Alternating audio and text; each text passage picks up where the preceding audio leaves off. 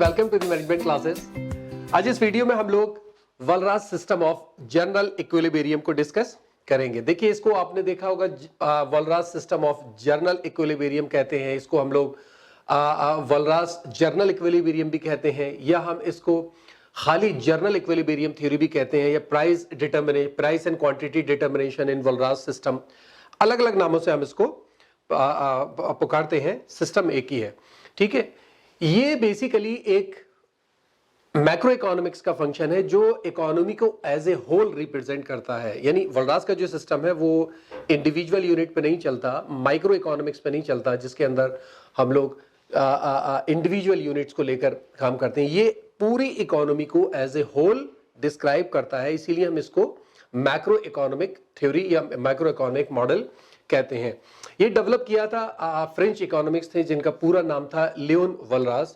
उन्होंने late 19th century के अंदर इसको डेवलप किया था। और बेसिकली ये मॉडल जो निकला था, ये एक तरीके का एक कंट्रास्ट किया गया था मार्शल के जो पार्शियल इक्विलिब्रियम सिस्टम था। क्योंकि मार्शल ने क्या किया था, मार्शल ने स्पेसिफिक सेक्टर्स या स्पेसिफिक मार्केट्स को लेके इक्विलिब्रियम दिखाया था। वलराज जो है वो पूरे सिस्टम को एक साथ दिखाते हैं। एक स्पेशलिटी जो है वलराज सिस्टम की वो ये है कि वलराज ये कहते हैं कि all price and all quantity in all the markets are determine simultaneously through their interaction with each other. ये बहुत मजेदार बात है। वो कहते हैं कि सारी जो प्राइस एंड क्वांटिटीज हैं वो सारी मार्केट्स में एक साथ डिटरमिन होते हैं। यानी एक मार्केट को अगर आप देखें कि उसका इक्विलिब्रियम निकल कर आ जाए, दूसरे का अलग निकल कर आए, तो अगर आप इंडिविजुअल देखेंगे तो निकल कर नहीं आएगा। जैसे मैं एक ऐसी ये एग्जांपल जो मैं दे रहा हूं अभी आपको, वो बेसिकली कहीं मिलेगा नहीं आपको। मैं सिर्फ आपको समझाने के लिए एक बात बता रहा हूं कि मान लीजिए हमारी इकोनॉमी के अंदर दो ही फर्म्स हैं, दो सेक्टर्स हैं बस। तो मान लीजिए यहां दो मार्केट है, एक मार्केट ये है और एक मार्केट ये है। अगर हम इन दोनों को देखें कि ये इंडिविजुअली दोनों इक्विलिब्रियम में है, तो क्या होगा इसका कि मान लीजिए इसमें सप्लाई 5 है और डिमांड भी 5 है, इसी तरह से इसमें भी सप्लाई 5 है और डिमांड भी 5 है, ठीक है, दोनों इक्विलिब्रियम है। लेकिन प्रैक्टिकली ऐसा नहीं होता है।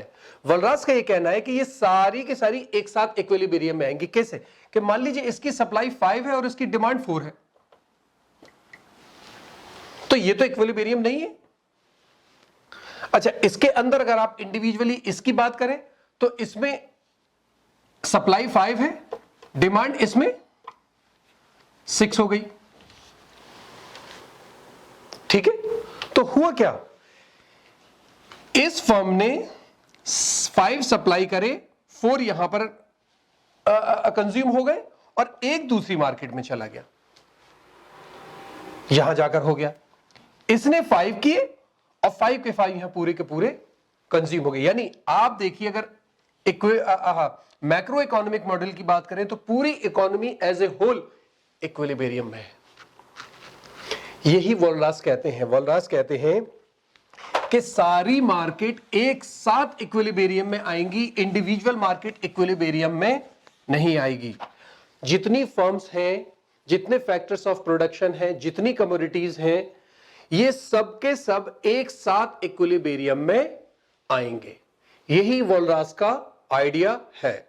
और इस सिस्टम के लिए उन्होंने साइमल्टेनियस इक्वेशन का यूज किया। उन्होंने साइमल्टेनियस इक्वेशंस बनाई कि हर फॉर्म की, हर प्रोडक्ट की एक इक्वेशन है, वो सारी इक्वेशंस एक साथ आएंगी और मार्केट पूरी इकोनॉमी को इक्विलिब्रियम में आ जाएंगी। अब इस मॉडल पे जाने से पहले हम इसके अजम्पशंस को पढ़ लेते हैं कि इस मॉडल में अजम्पशन क्या है, उसके बाद हम इस मॉडल पे जाएंगे।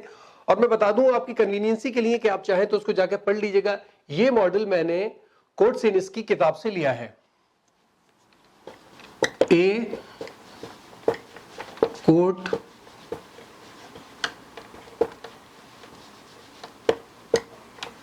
सेनिस, ए कोट सेनिस, KOUTSOYIANNIS। थोड़ी मुश्किल स्पेलिंग है, मैंने भी बड़ी मुश्किल से याद किया है इसको ठीक है। इनकी किताब है मॉडर्न माइक्रो इकोनॉमिक्स, उससे मैंने मॉडल लिया है। तो आप चाहें तो उस किताब में जाकर इसको देख लीजिएगा, ठीक है। बात करते हैं अजम्पशंस की।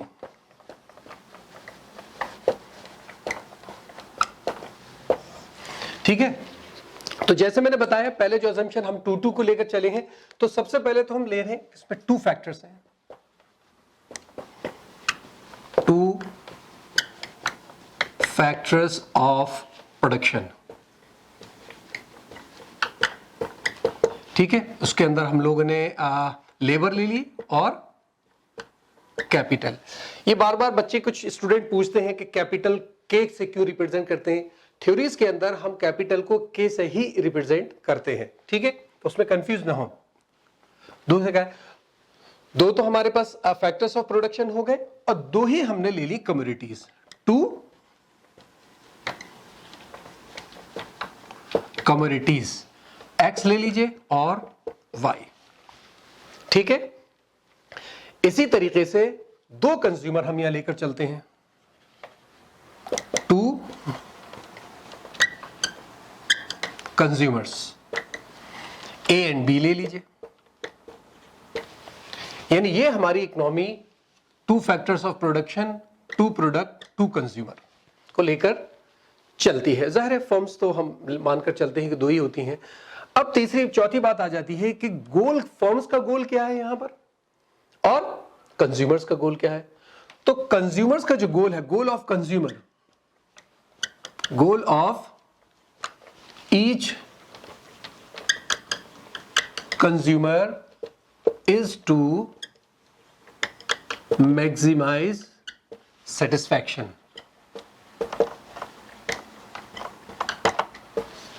ठीक है, इसी तरीके से जो हमारी फर्म्स हैं उनका जो गोल होगा मैक्सिमाइज प्रॉफिट। ठीक है, यानी आप अपने इंटरेस्ट को मैक्सिमाइज कीजिए, फर्म अपने इंटरेस्ट को मैक्सिमाइज करेगी। तीसरी बात, factors of production are owned by the consumers, यानी जो एल एंड के है ये ओन्ड बाय कंज्यूमर्स।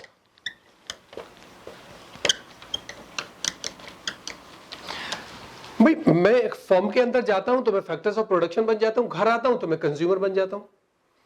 ये है ना, मैं ही तो हूं, मैं ही काम कर रहा हूं, मैं ही खर्च कर रहा हूं। ठीक है, सातवां है फुल एम्प्लॉयमेंट लेवल।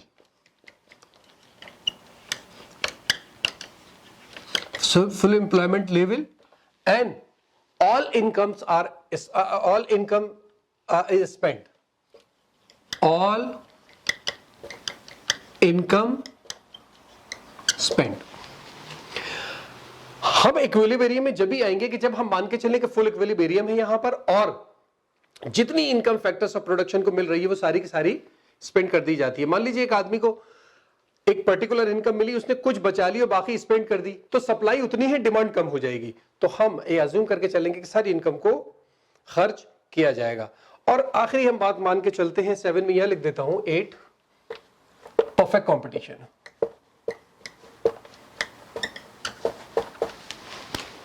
यहां हम मार्केट को मान के चलते हैं परफेक्टली कॉम्पिटिटिव मार्केट है, कमोडिटी भी और फैक्टर्स ऑफ प्रोडक्शन की भी। ठीक है, अब हम देखेंगे कि ये मॉडल काम कैसे करता है 2 को लेकर। हमें करना यह है कि इसमें हमें दोनों मार्केट का इंटरेक्शन दिखाते हुए दोनों मार्केट को एक साथ इक्विलिब्रियम पर लेकर आना है। अब ये मॉडल कब इक्विलिब्रियम पर पहुंचेगा, उसके लिए 2 चीजें हैं कि जो हमारी 4 मार्केट से, पहली बात जो हमारी 4 मार्केट से, 4 मार्केट कौन सी है, 2 कमोडिटी मार्केट है और 2 फैक्टर्स ऑफ प्रोडक्शन की मार्केट है। दोनों मार्केट क्लियर हो जाएंगी, यानी दोनों मार्केट का फैक्टर्स ऑफ प्रोडक्शन भी पूरे बिक जाएंगे और कमोडिटी भी पूरी बिक जाएगी।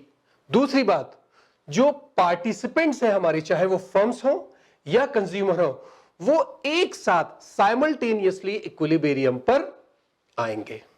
ठीक है, ये 2 बातें जब मिल जाएंगी तो हमारी इकोनॉमी इक्विलिब्रियम पर पहुंच जाएगी। और जो हमारे कंज्यूमर्स हैं या फर्म्स ओनर हैं, यानी जाहिर है वो डिसीजन मेकर हैं, वो decision maker, individual decision maker का जो बिहेवियर होगा वो सब एक सेट ऑफ इक्वेशन से रिप्रेजेंट किया जाएगा।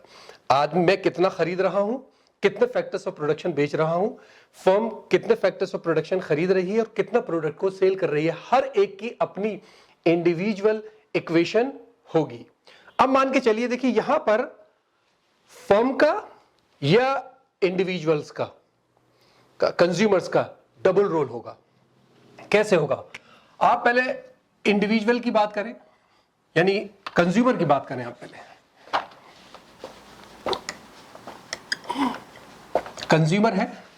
पहली बात, कंज्यूमर जो है वो डिमांड करेगा कमोडिटी को।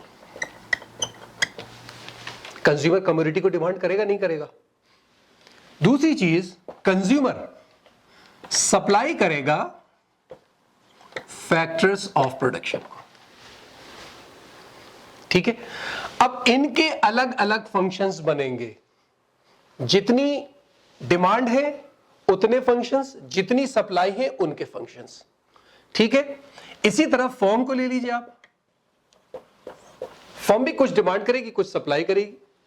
क्या डिमांड करेगी? वो डिमांड करेगी फैक्टर्स ऑफ प्रोडक्शन को और सप्लाई करेगी कमोडिटी को। ठीक है। जब ये सारी चीजें एक साथ मिल जाएंगी तो इक्विलिब्रियम निकल कर आएगा। इस मॉडल की एक जो खास कैरेक्टरिस्टिक है वो यही है कि यहां साइमल्टेनिटी है और इंटरडिपेंडेंसी है। ये सब एक दूसरे, ऐसा नहीं होगा कि एक मार्केट के अंदर एक फर्म अलग अपने आप को इक्विलिब्रियम पे ले आएगी और एक कंज्यूमर अलग अपने आप को ले आएगा। नहीं, सारी फर्म्स, सारे कंज्यूमर एक साथ इक्विलिब्रियम पर आएंगे। ठीक है। अब इनसे मिलकर मिलियंस ऑफ साइमल्टेनियस इक्वेशंस आपकी बन सकती हैं और उन सब को हम क्या कहेंगे? अननोन्स। ये जो मिलियंस ऑफ इक्वेशन बनेंगी इनको हम कहेंगे अननोन्स।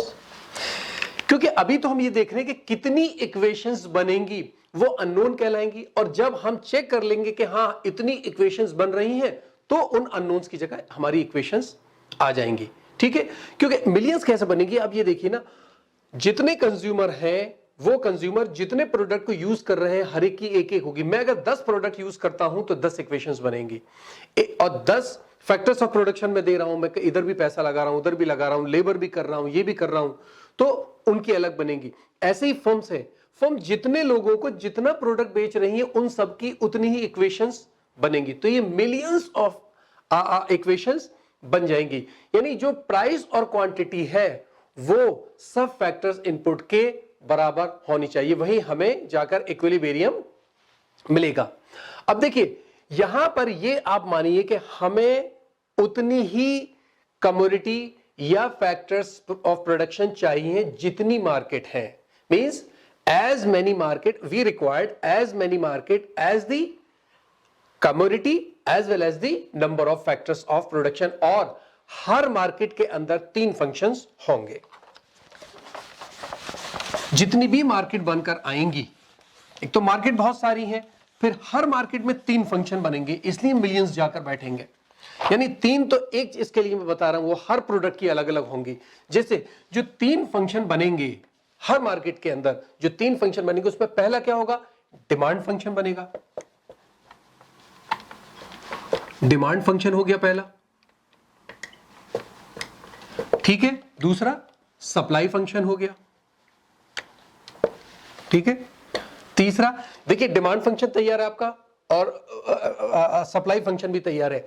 जब इन दोनों को मिलकर एक फंक्शन बनेगा तो वहां पर हमारा प्रोडक्ट पूरा बिक चुका होगा या हमारे जो फैक्टर्स ऑफ प्रोडक्शन है वो पूरे एम्प्लॉय हो चुके होंगे।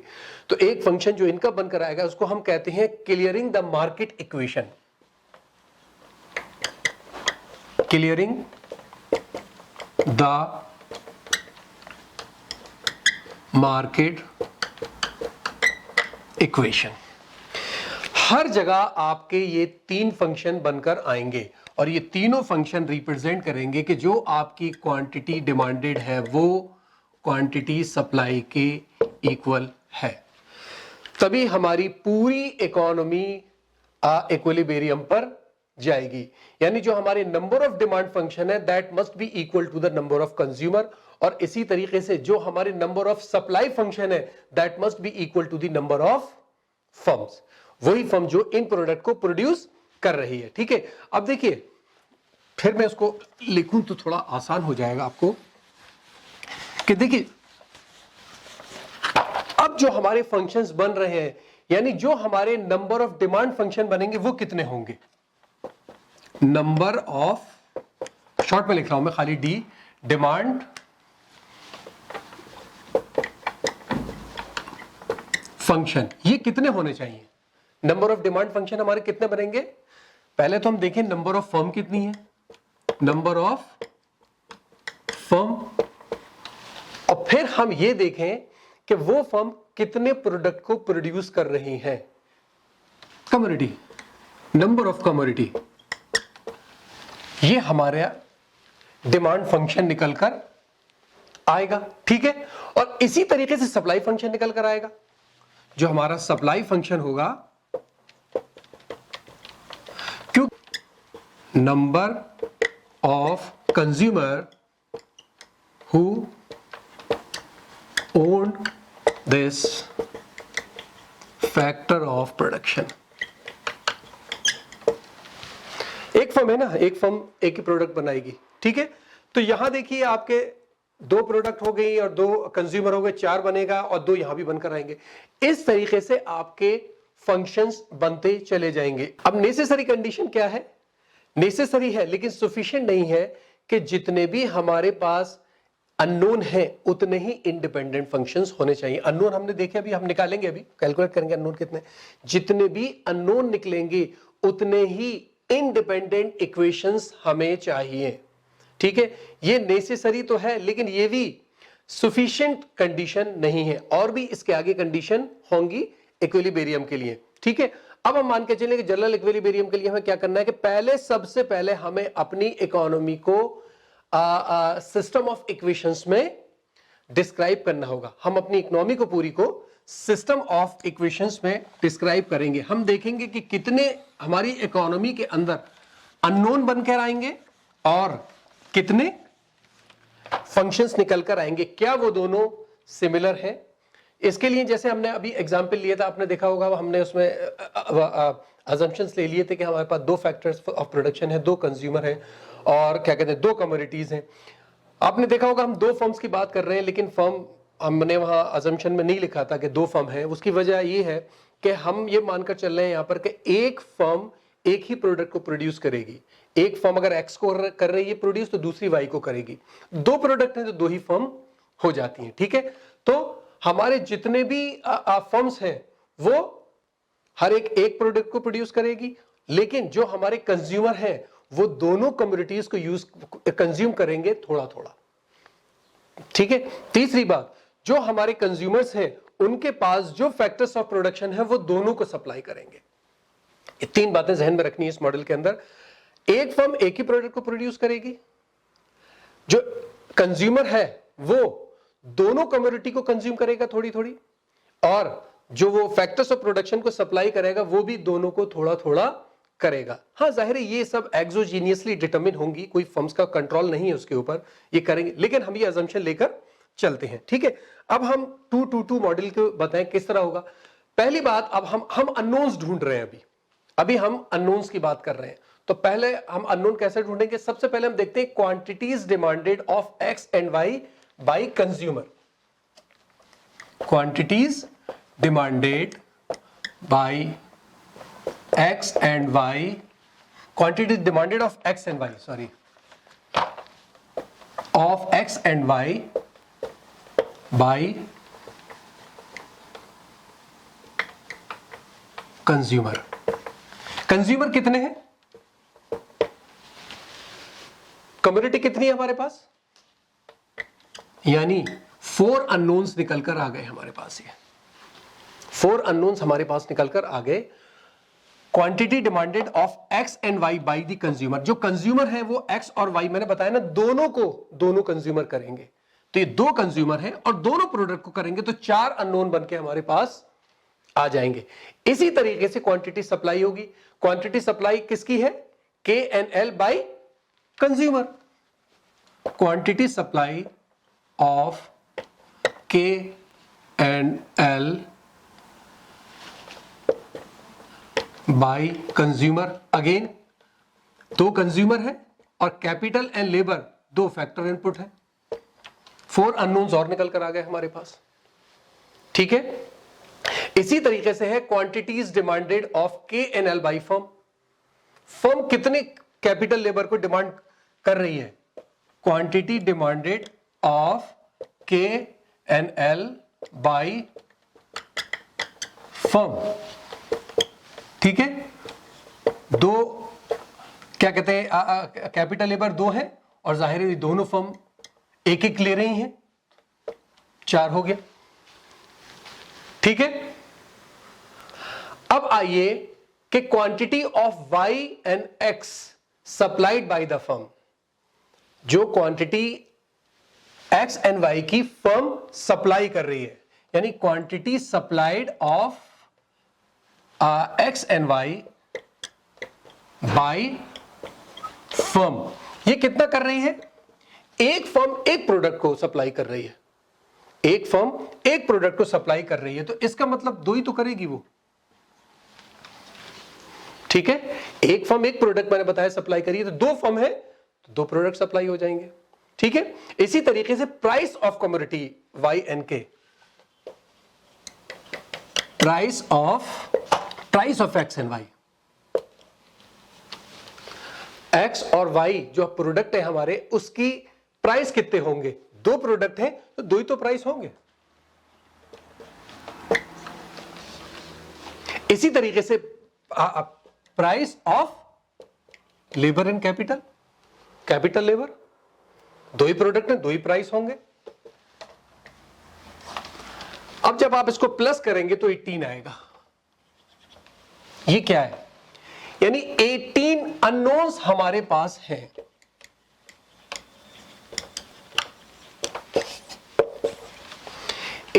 अननोन्स हमारे पास हैं।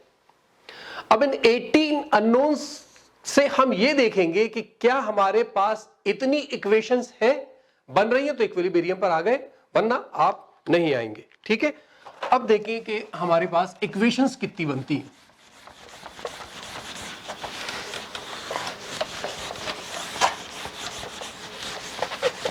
जो अभी हमने ये सारी चीजें करी हैं, उन्हीं से इक्वेशन बन जाएगी।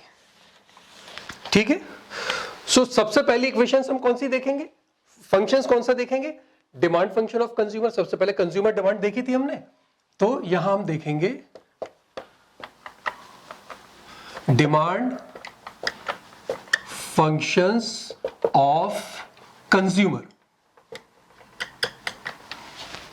कितने कंज्यूमर है हमारे पास? दो। डिमांड कितने प्रोडक्ट की? दो। 4 इक्वेशंस तो हमारे पास ये निकल कर आ गई। ठीक है, इसी तरीके से ये जो हाउस होल्ड है, जो कंज्यूमर है, ये फैक्टर्स ऑफ प्रोडक्शन को सप्लाई कर रहे हैं, तो इनके सप्लाई फंक्शन ऑफ फैक्टर्स आ जाएंगे। Supply function of factors of production. दो कंज्यूमर हैं, दो फैक्टर्स हैं, 4 इक्वेशंस आ गई हमारे पास।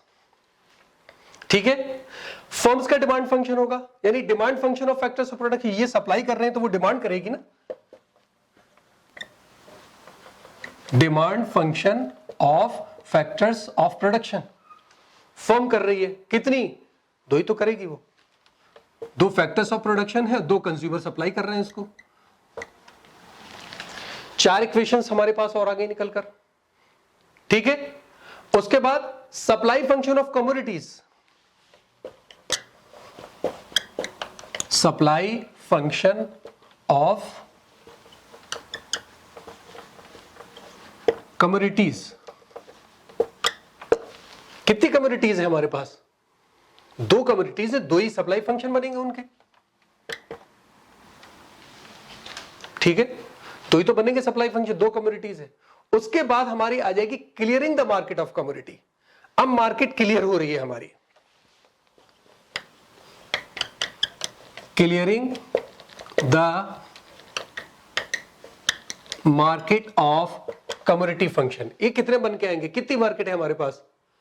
दो ही तो मार्केट है, एक एक्स की और एक वाई की। तो दो प्रोडक्ट अगर बिक गए, मार्केट क्लियर हो गई। ठीक है, ऐसे ही clearing the market of factors, उसकी फैक्टर्स ऑफ प्रोडक्शन होंगे। Clearing the market of factors of production. कितने फैक्टर्स हैं? दो। अगर वो दोनों बिक गए, अगर वो दोनों बिक गए तो मार्केट फुली एम्प्लॉयड हो गई। प्लस कीजिए इन सबको, 18 आएगा। ठीक है, यानी 18 इक्वेशंस हमें मिल गई। 18 इक्वेशंस हमें मिल गई। हम क्या करने वाले थे? हमें देखना था कि जब मैंने कहा था ना कि there should be as many as equation as the number of unknowns. हमें उतनी ही इक्वेशंस चाहिए जितने अननोन्स हैं। तो हमारे पास अननोन्स कितने निकल कर आए? 18, और फंक्शंस भी हमारे, इक्वेशंस भी हमारे पास 18 आ गई। ये हमारा इक्विलिब्रियम आ गया। यही इस पूरे वलरास मॉडल के अंदर है। वलरास ये कहते हैं कि हम पूरी इकोनॉमी को अलग अलग फंक्शंस में डिवाइड करेंगे, यानी हम जितनी फंक्शंस हैं, जितनी टोटल फर्म्स हैं, उन सब में जितने प्रोडक्ट बन रहे हैं उनका फंक्शन, और हर कंज्यूमर कौन सा प्रोडक्ट ले रहा है उसका इंडिविजुअल फंक्शन।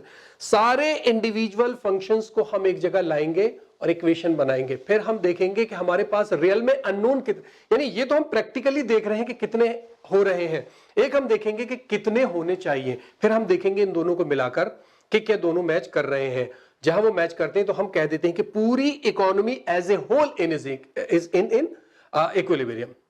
ठीक है, यानी जहां हमारी सारी फंक्शंस एक जगह मिल जाती है, यानी ये कहने का यहां पर तात्पर्य है कि जो अलग अलग मार्केट है, जो मैंने यहां पर बॉक्स बना के शुरू में समझाया था ना, वो सारी मार्केट के सारे फैक्टर्स ऑफ प्रोडक्शन और सारी कमोडिटीज सब कुछ एक साथ एक जगह इक्विलिब्रियम में आ जाती है। अगर आप इंडिविजुअल लेकर चलेंगे तो वो नहीं आएगी। हर मार्केट की इक्वेशंस अलग अलग बनाई और उन सबको एक जगह मिला दिया और सब इक्विलिब्रियम में आ गया।